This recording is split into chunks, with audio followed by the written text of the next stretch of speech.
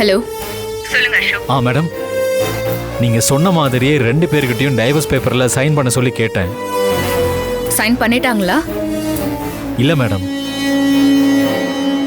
ஆனா நாங்களே எதிர்பார்க்காத ஒரு விஷயம் நடந்துச்சு.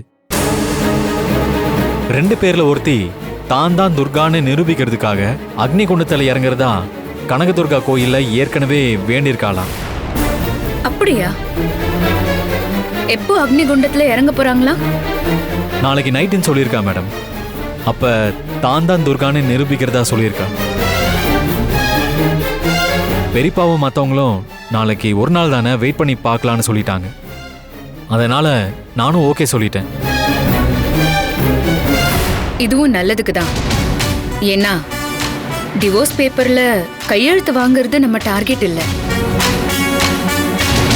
அவங்க 2 பேர்ல யாரு கனகான்னு கண்டுபிடிக்கணும். அதுக்கான ஒரு ட்ராப் தான் டிவோர்ஸ் மேட்டரும் கையெழுத்தும். நாம நினைச்சபடிதான் இப்போ நடந்துட்டு இருக்கு.